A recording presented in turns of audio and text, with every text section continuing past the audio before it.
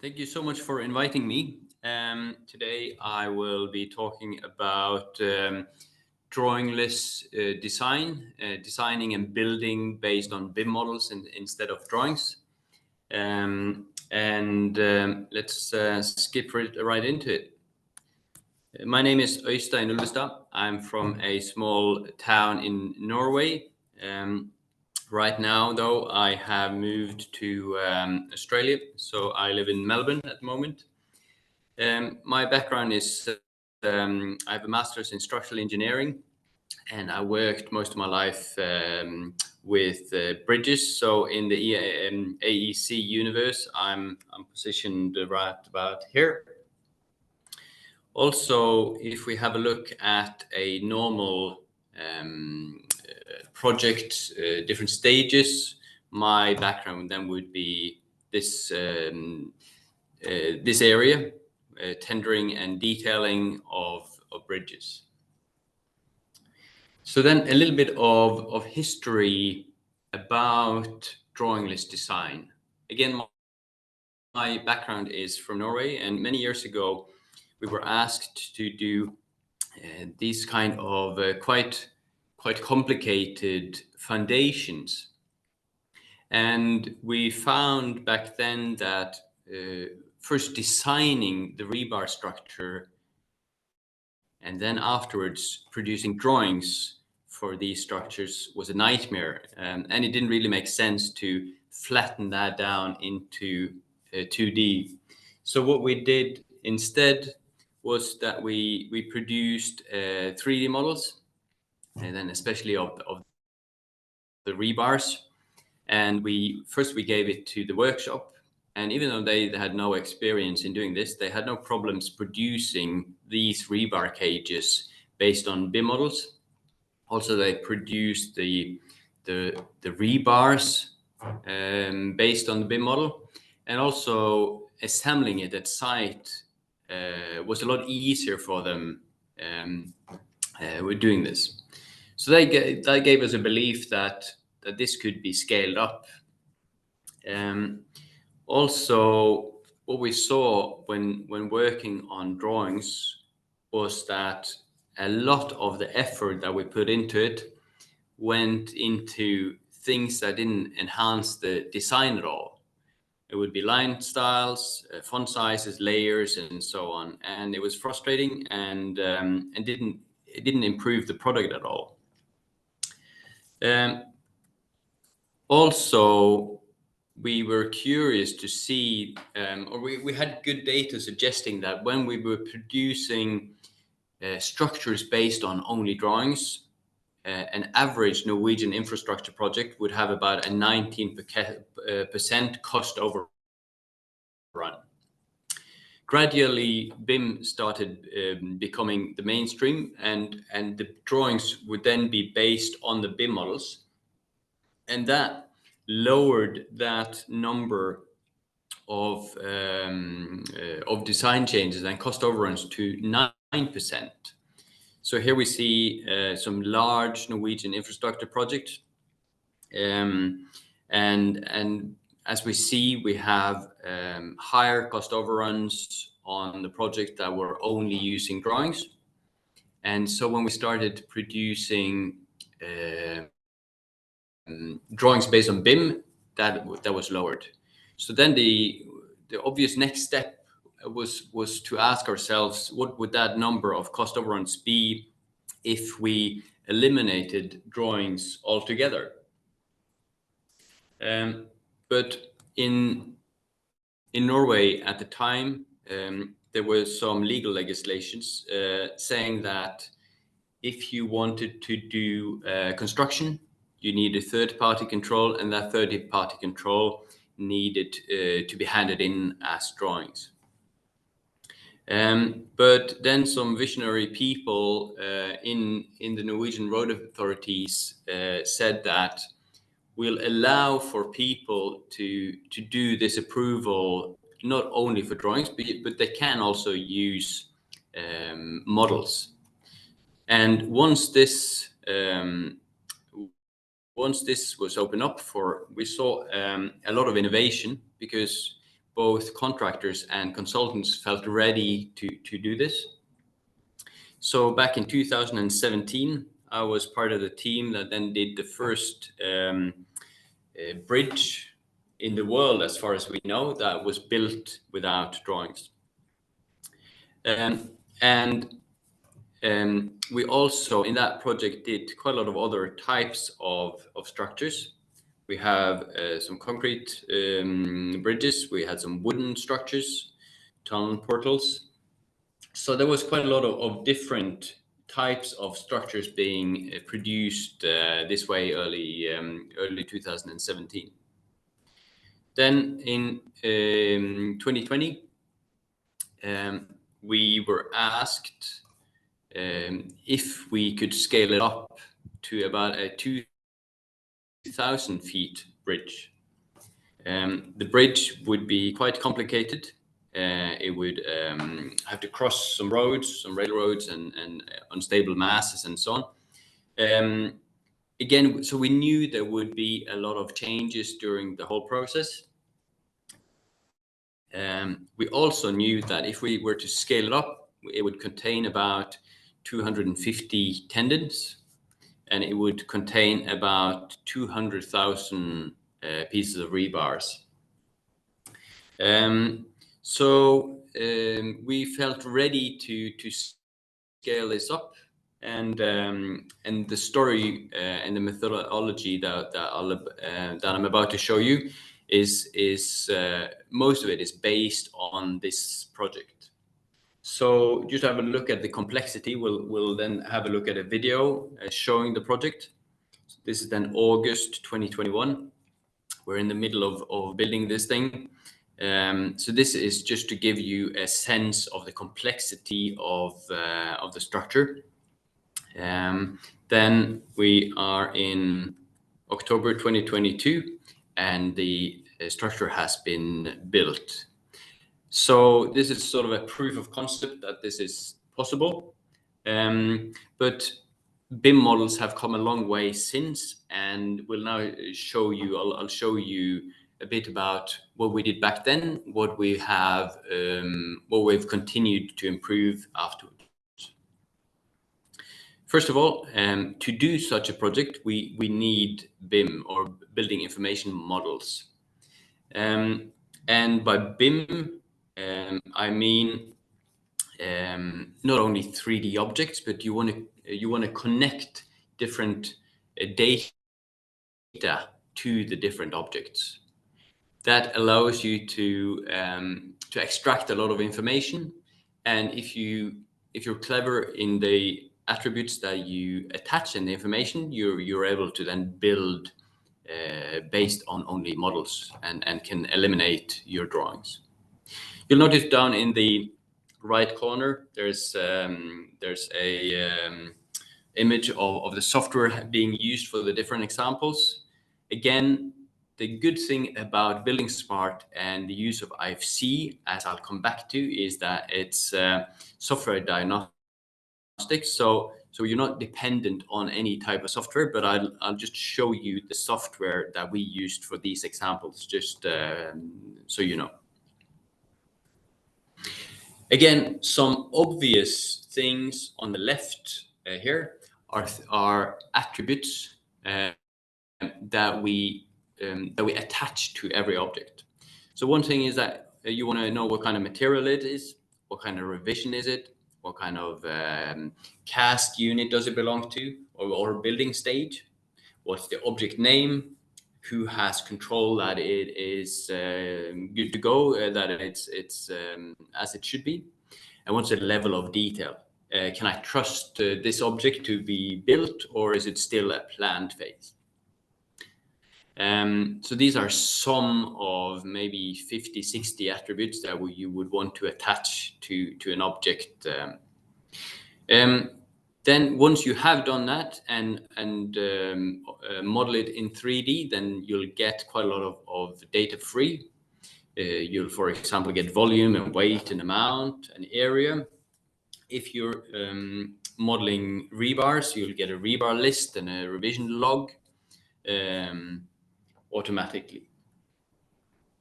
Another thing that you probably would want to use if you have a large structure with a lot of repetition is something called parametric design. And for those who don't know that, an example for a bridge would be that you get a road, a curve of a road where the bridge should follow. You'll then parametrically define your profile, your bridge profile, and you'll ask the computer to drape that along your road line. And then you could start adding rules. You might want railing. And very quickly, if you want to change the design, you can maybe change the spacing of this railing. But then in project, you will often have changes. Maybe your road line changes. So what do? Do you have to go back to zero? No, because you made this parametric design. And if you rerun the script, then the road or the bridge that you designed will align to the new road very quickly. In Grasshopper or Dynamo, these scripts can look something like this. But they are a great tool when you're doing large structures. And we'll just see a quick example here. Here we got one of the early bridges that we did, and we have done some parametric design here. So we might want to tweak some of the parameters. Here we're just playing along with the length of the piers, or maybe the size of the foundations. And we can also have a look at rebars. Here we've connected the rebars to the surfaces of the foundations. And again, this becomes a very flexible way of working. Okay, so then we'll have a look at status back in 2017 before we started doing this without drawings. So what we found was that when we produced a normal structure, we would need maybe 200 drawings for a complex structures like the long bridge, 2,000 feet bridge that I showed you. In average, these would be revised about 5 to 6 times. So we would end up with a lot of potentially correct drawings. And for people at site to find the correct revision of the right drawing would be challenging. So before we started, we thought, wouldn't it be great if we had one single source of truth? And we found that by using BIM models and making them accessible by cloud services, we always had one source of truth that always contained the last revision. We also found that some areas, especially with condensed rebars, would be a lot easier to both design, but also to understand when you were building it if you had a 3D model. The example we see here is rebars coming out from a concrete pile up into a concrete foundation. And the drawing on the right represents the same thing as what we see on the left. But looking at the drawings, you could think that this was fairly easy to do. While looking on the left, we can see that it's a lot more complex. And designing this will be hard without a 3D model, and also understanding how to do this at site will also be quite challenging if you don't have a 3D model. But when we have a lot of information, a huge model with maybe 50, 60 attributes connected to every element, you'll have a vast amount of data. So the amount of data is so large that without a good tool to filter away information, you'll have a problem finding the right information. So what we found was needed was software that could give us filters in an easy way. So what we also found was that if you could deliver the information that one person would need to work about one day, if you could do that in about 3 clicks with the mouse button, then you had achieved a good level of information filtering. So here, for example, first we do a filter on materials. So we have this model. I then want to have a look at what kind of materials is in this model. And so that's one filter I could use. Another filter would maybe be revision. Here I'm having a look at different revisions. So for an easy overview of what has happened in the model. Also, I could have a look at construction stages, which is another filter I'm using here. So I'm doing stages based on the object metadata and a filter. And then I can do it even more detailed and have a look at the rebars sequencing, also based on filtering. So now we have a lot of data. We have a lot of filters that can use that information in a better way. But we're still trying to replace drawings. So we want to do this in a way that is at least as good as a drawing. And what are drawings very good at? One thing is dimensions. You get a very clear understanding of dimensions when you're using drawings. So how can that be achieved in a 3D model? Of course, you can do your manual measurements, but in some types of structures, skewed structures, for example, it's quite hard to do manual dimensions and then trust those dimensions afterwards. So what we found was that if we can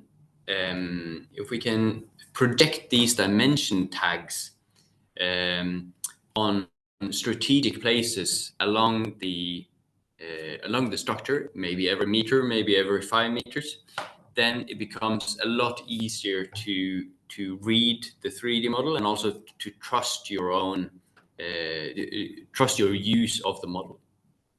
And again, here I have to thank, in this example, it's COVID that has shared their models.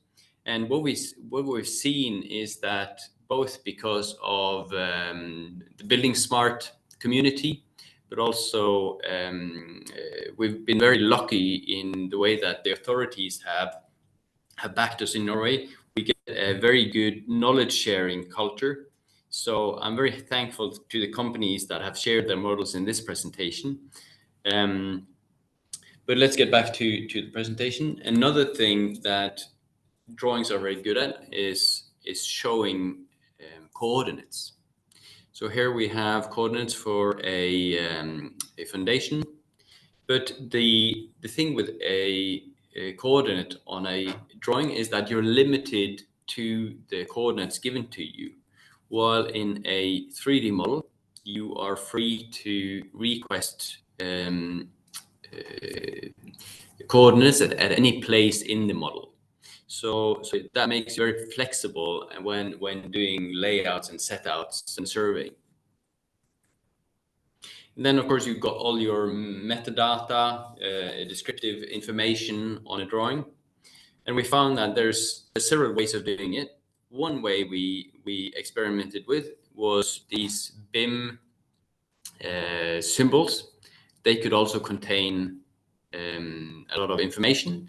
And we were also able to do links to external documents while in the model, the way this example shows. So how do we do quality control of these models?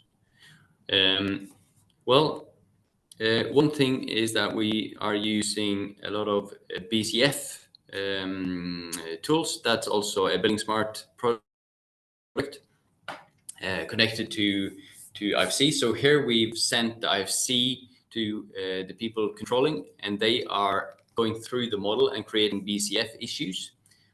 They're commenting on things that they want to be clarified or they have comments about. And so this communication about quality control goes back and forth using BCF formats. Another thing for internal quality control is that we would do these checklists, and we would also go through the model and do snapshots of the model, so that we knew that we had control everything that we needed to control. But if we have a look at a drawing versus a model, a drawing shows a drawing shows a principle that you want to control. And that's easy to control, because if you control this one, it can be applied to multiple places in the model. While when you control a model, you actually have to control every rebar. And that can be very tedious if you don't create good ways of doing that. So what we came up with was that if we have a lot of rebars, if we add some attributes to the rebars that make us filter it out very easily, then we can do a visual control in a very effective way. So here we have the whole bridge, but if we filter down into only the bottom longitudinal level of the bridge, then we're able to do this. This is in metric system, so I'm not quite sure what the rebar sizes and distances would be in inches.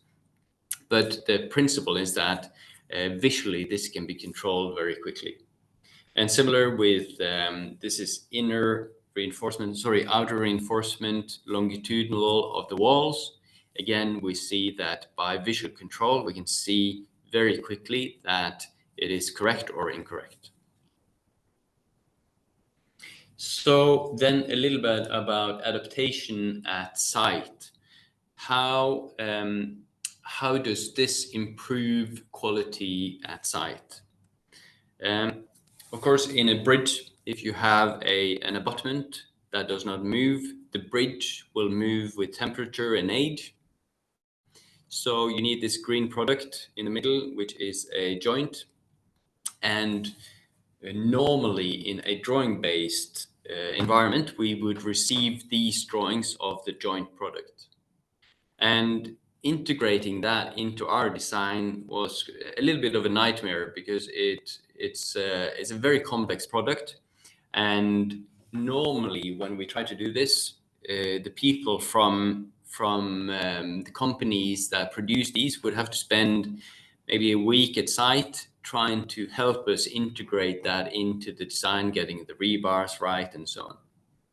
On these projects that we're now doing, we're requesting a 3D model of that product, and that product can then be integrated into our model. So here we see a combination of our model and the 3D object, the 3D product, and we can see that the ability to adjust our product into their product is greatly enhanced. And on this specific project, they spend about 2 hours just signing off that the structure or the joint has been installed correctly, instead of spending nearly a week to help integrate it on other projects. Similar when it comes to the large bridge that we had a look at. For the free cantilever part, they had some very heavy scaffolding systems, and that scaffolding system have to be anchored through the existing concrete. And the holes, we modeled the holes with these orange tubes, and as you see, there's very little room for error. There's not much flexibility on where to position these. So if you don't cast it correctly, you'll have a big problem. And we had about 1,200 of these holes for the huge bridge. But again, since we had a complex model of the scaffolding system that we were about to install, positioning these and quality controlling these were not a problem. So out of the 1,200 or so holes that we had to create, none of them were casted incorrectly, which was nearly unheard of earlier. So also having a little bit, having a look at agility at site, how does this benefit the contractor? Well, the first thing we see is that if you're producing a model with rebars, then the contractor can order rebars based on IFC model. So here they're just selecting what the rebars they want to order today, and by a click of a button, they then have a rebar or a bar bending schedule within seconds. Now, this is an advantage because it enables the contractor to do this themselves. They're not dependent on a consultant to order or produce a rebar list, so they can order freely whenever they need.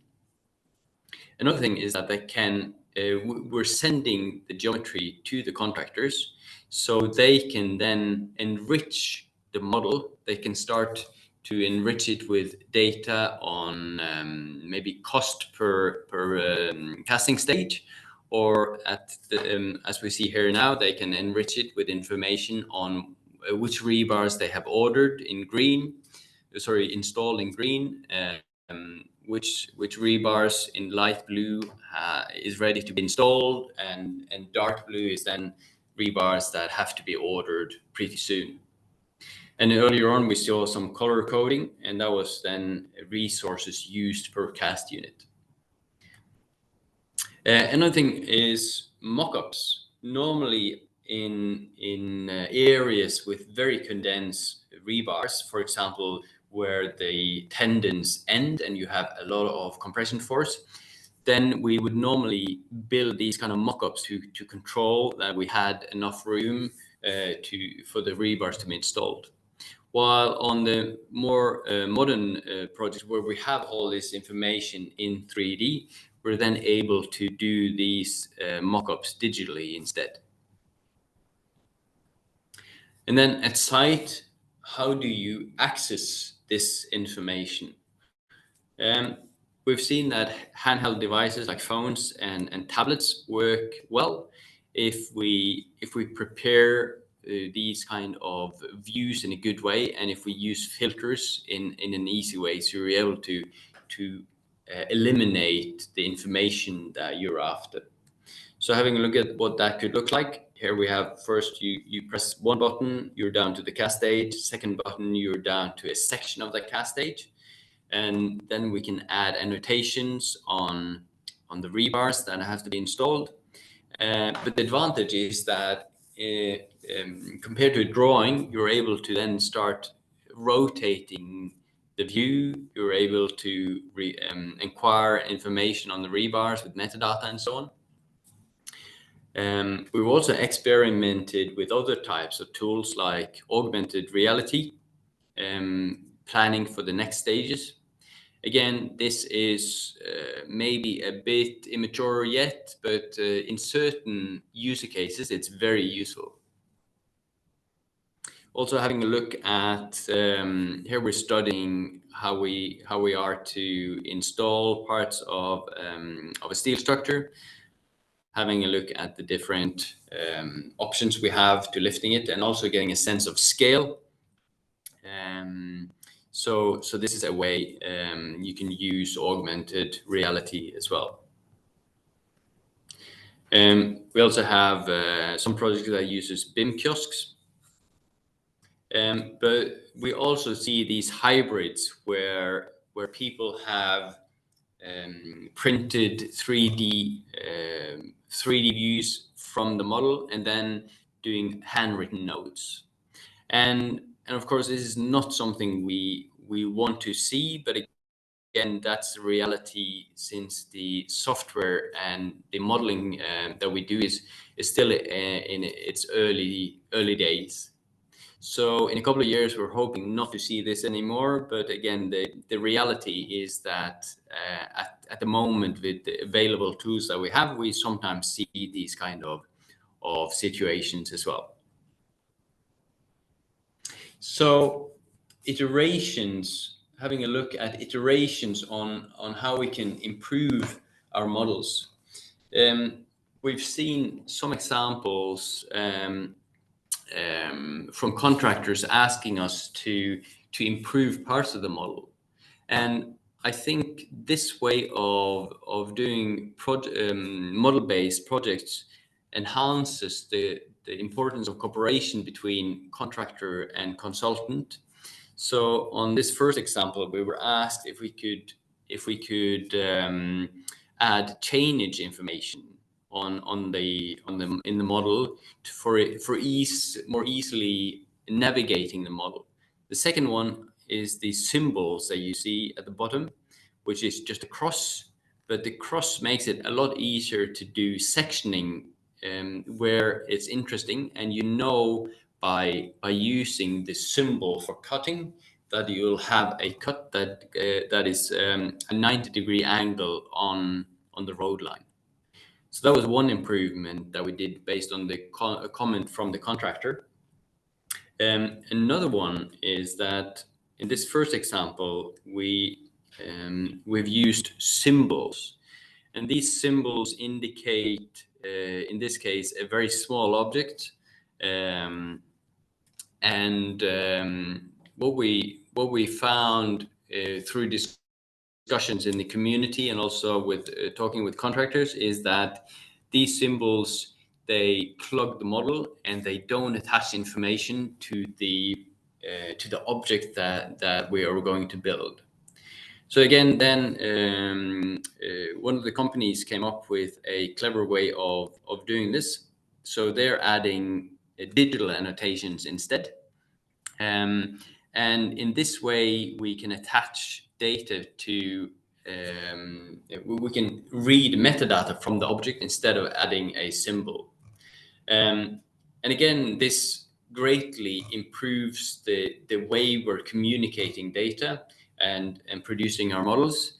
And it's done by sort of a shared community service that see that a rising tide lifts all boats. It's sort of if we can improve this together, then everyone benefits. What are some other benefits of having 3D geometry? One thing is that you can produce or you can use point clouds in a very efficient way. Here we see our retaining wall and a point cloud, and we can then do quite a detailed study of if the road surfaces, the rock surfaces are acceptable or not, or do we have to do more blasting, or do we have to adjust our design?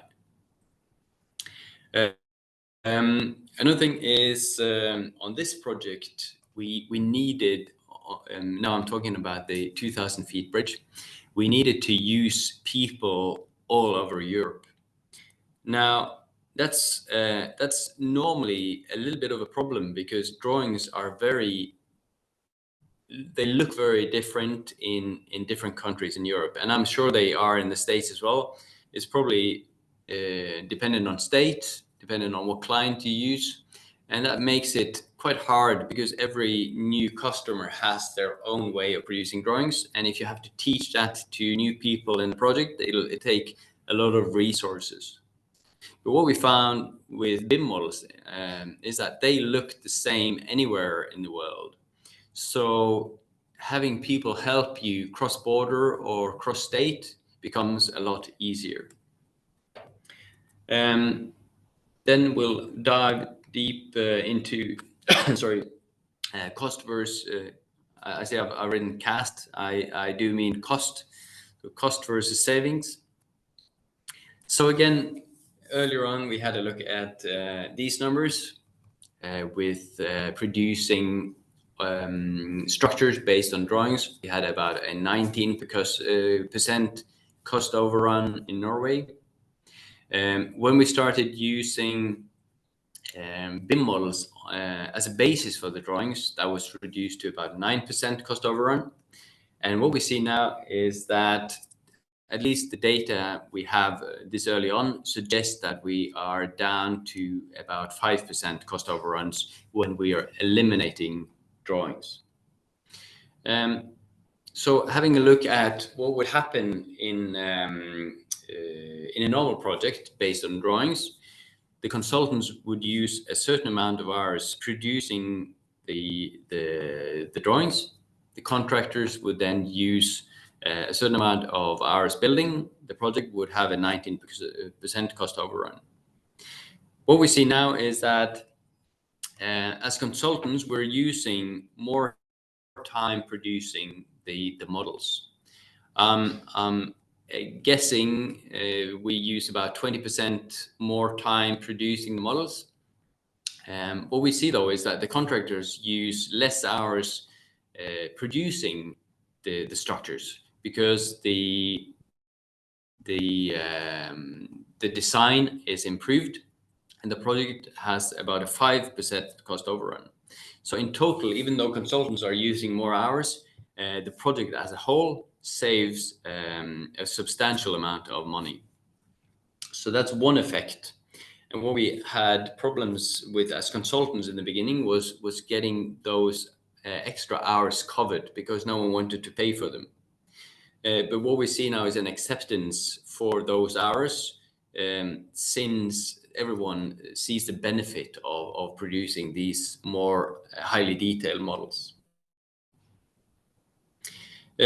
So this has affected the way this is being produced in Norway. So about 66% of infrastructure structures are being produced without drawings these days.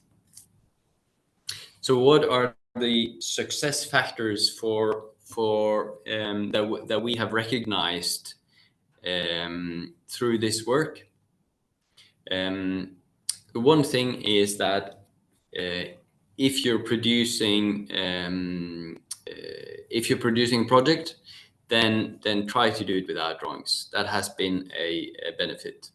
But if you're producing drawings, then at least base them on BIM models. We've seen some examples where you first produce drawings and then you try to produce a BIM model based on the drawings. And from what we've recognized, that is not the way to go. It's not a very clever way of doing it, and you'll end up with some effects that are not very desirable. Another thing is, in projects, try to use open formats. If you don't, as a client, ask for open formats, you'll end up in a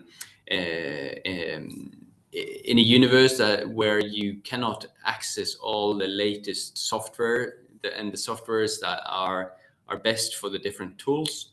So asking for open formats is a huge advantage. Another thing that we've seen is that if you want to start this, then start with infrastructure and also cast in place concrete instead of precast concrete. The reason being that a bridge normally has less different disciplines, and again, the more disciplines you add, the more challenging this will be. Again, you can argue that the more challenging it is, the more need you'll have for a good BIM model. So that's one way to look at it. But if you want to start, then I think infrastructure and especially bridges is a good way. And again, as we had a look at, if you have cast in place concrete, you have less involved parties, you have less subcontractors to train. If you have a more complex structure with a lot of precast objects, then you need to train more people. So having a look at some of the reasons why we think this is successful, if we have a look at a diagram here, we have effect and cost. and we have a timeline. So the further you go in a project timeline, the more it costs to do a design change, and the less ability you have to impact that design.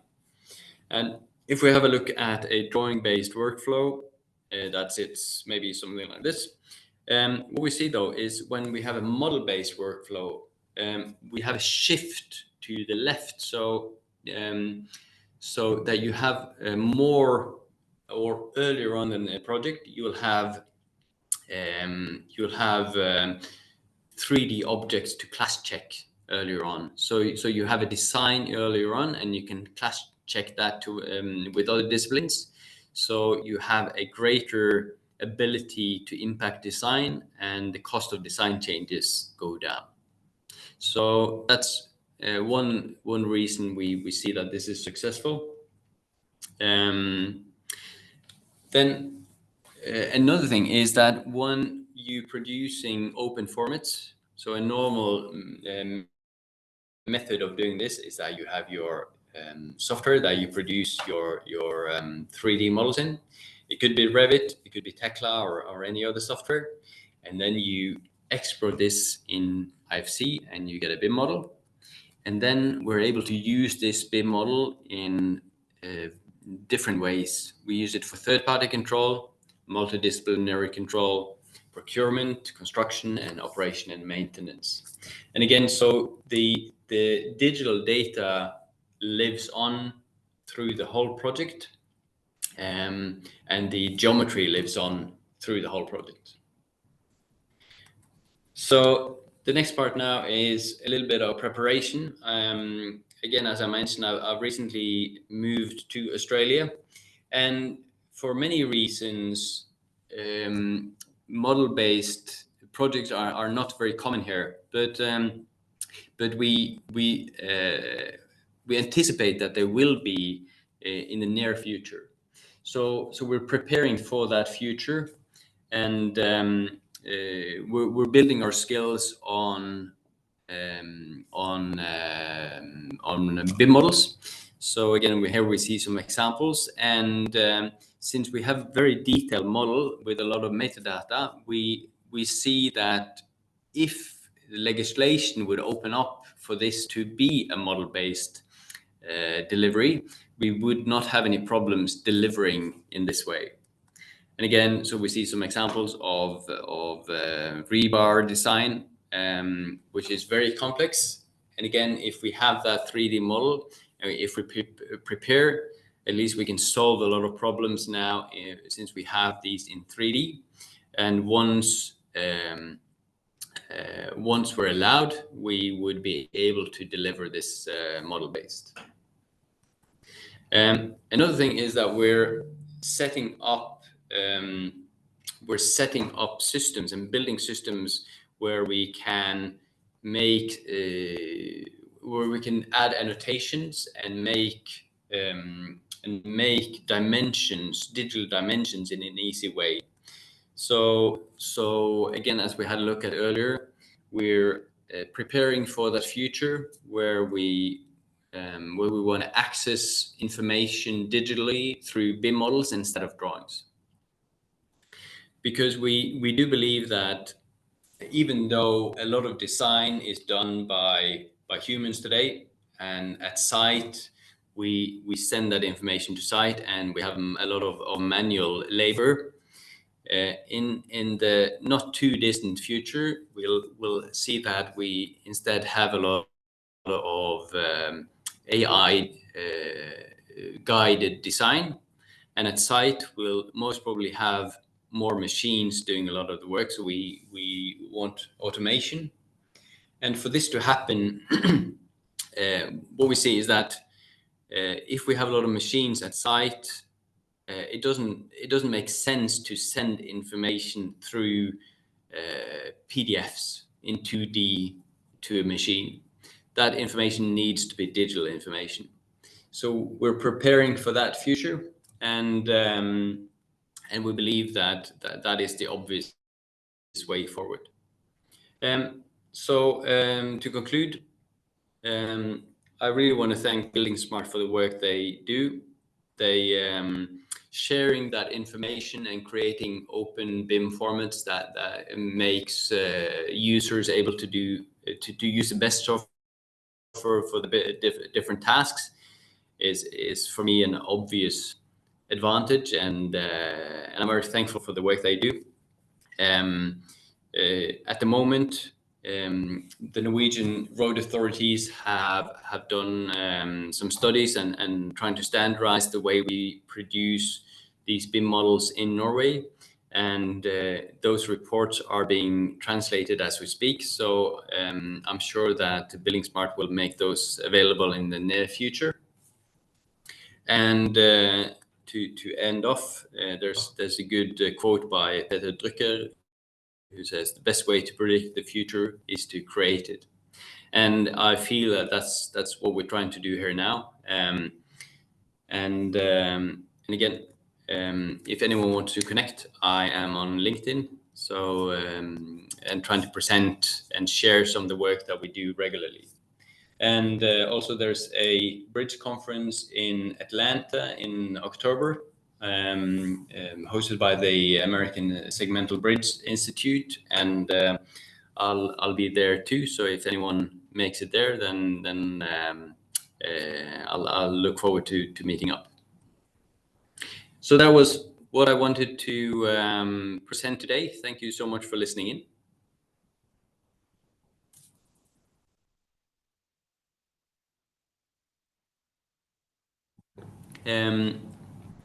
Do we have any questions that anyone wants to ask? Yes, thank you. We do have a couple of questions in the Q&A window. Maybe if you could stop sharing your screen, then we'll be able to see you. Your camera is frozen.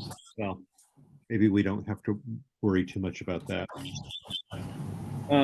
We do have questions, one from Ozan and one from Grant. And if you folks would like to voice over your questions, we can open your microphone for you. So we'll do that right now. We'll start with Ozan, and forgive me if I'm mispronouncing names.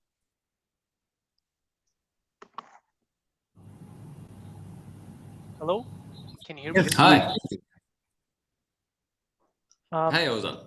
Hello, I may need a second to adjust my microphone settings. I wasn't expecting, but we hear you fine. okay, yeah, it should be fine now.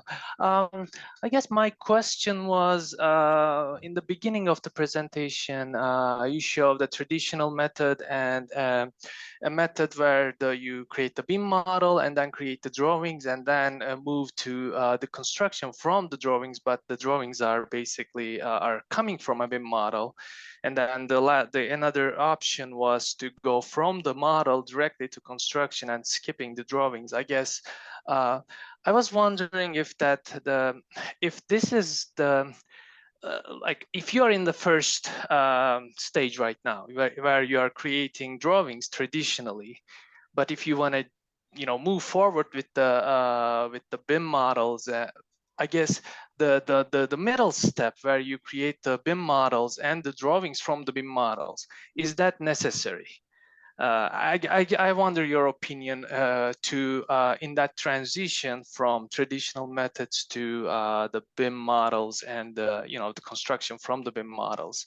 I just wanted to hear, like, or if that middle, I guess, step where you create the drawings from the BIM model can be skipped, and so we can, I guess, probably can, but I guess, what do you think about it? I just wanted to know that. Yeah. No, it's a very good question. I've never had that question before, but I see no reason why you couldn't skip it. I think it would probably be an advantage if you had to skip it, if you could skip it.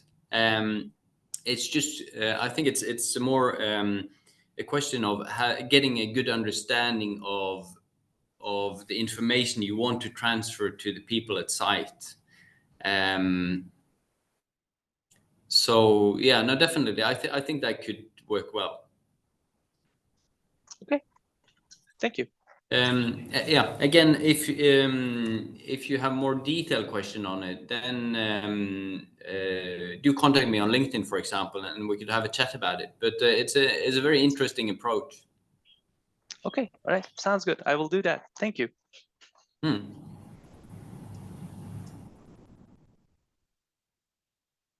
Do we have any other questions?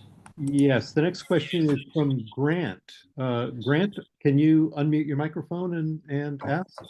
Yeah, sure. Can you hear me all right? We can, thank you.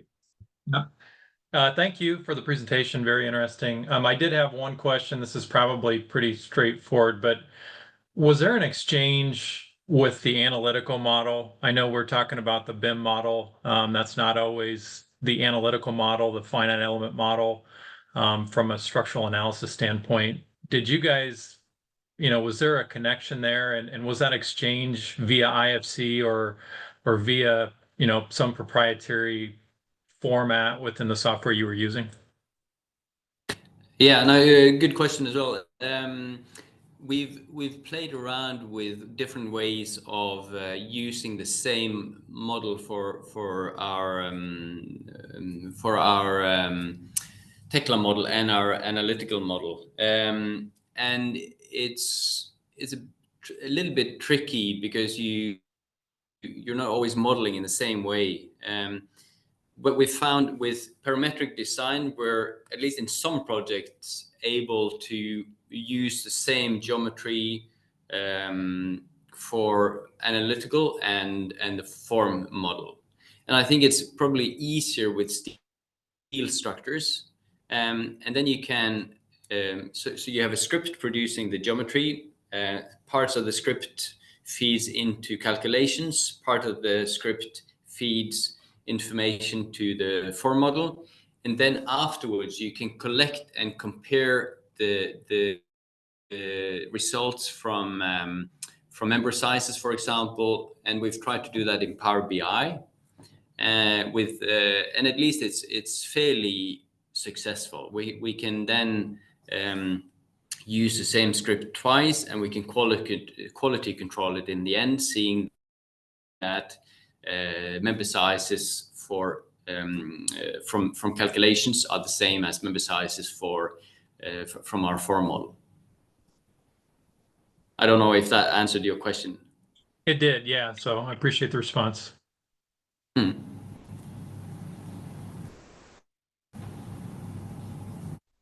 Okay, we see that George has his hand up.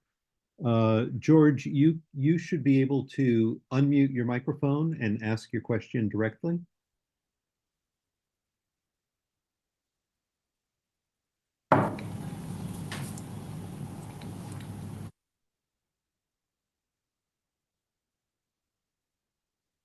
Okay, maybe that wasn't a question. Maybe he was just applauding you and Zoom got the wrong idea. Okay, yeah. Okay, do we have any other questions? Feel free to use Zoom to raise your hand. It should be a button in the center of the bottom of your screen. Looks like we have one from Max in the Q&A. Oh, right. I'm not sure if Max is still here. Great. Yeah. Can we unmute Max? Yep. Hi, Max. Austin. Hi, Austin. How are you? Hi, how you doing? Good, mate. Got up early to watch your thing. Thanks very much, mate. It was really good. Let's expand on this a little bit. You're talking a lot about bridges, and this is for the greater audience as well, is how do you think we can adapt this model-based approach into other sectors? So let's talk about, transmission lines, substations, full tunnels, water treatment plants and things like that. do you think we are ready to be able to dive into that for other sectors other than just bridge infrastructure? A very good question. My expertise lies in bridges, so I think the key thing to do is to sit down and sort of chart what kind of information needs to go through a model, and to what degree are the different disciplines ready to first model that information, and the second is do the subcontractors, are they ready to receive that information? And what are your own views? Do you have any feeling for if the market is ready or not? I think we're on the cusp of something. When that cusp hits is all dependent on our our clientele. The company that I work for is obviously, as you're aware, is a tier 1 construction company globally. Their debate is, why is the Australian market 10 times more expensive than say the European market? We have a lot of red tape, as you're aware, sort of thing. So I think we're on the cusp of something. A lot of great things, as you're just shown there in your Nordic countries, there are doing some amazing things. So I think it's only a matter of time before the rest of us all jump on board and go, let's push our clients just that little bit more. And so there is a potential saving here, and the benefit of having more information is even better for the client. You've just shown one part. There's a lot of other things that we can do with that BIM model. Sustainability, carbon, et cetera, et cetera. So yeah. Yeah. And for everyone that doesn't know Max, he's a huge advocate for this change in Australia. So we need more people like you, Max. Thanks, Austin. That's why I thought I'd join in to your little discussion here. So thank you, and thank you for Building Smart USA for diving in and letting Austin present some amazing stuff. Let's see. Do we have some other questions that we want to answer? Let's see. Not seeing. Let's see. Oh yes, there's one from Pavel. And Pavel will allow you to unmute your mic, and you can ask your question directly. Thank you. Yes. Hello everyone. It was only announced that we implemented similar. We implemented similar workflow from bridges for tunnels. Actually tried without geological profile and so on, and I think this general is good start point. Concern of monolithic structure, no matter if it's bridge, tunnels, or buildings. And many thanks for a really great presentation. Thank you very much, Pavel. I agree that like cast in place concrete is probably an easy way to start, as there's not as many uncertainties as other types of projects.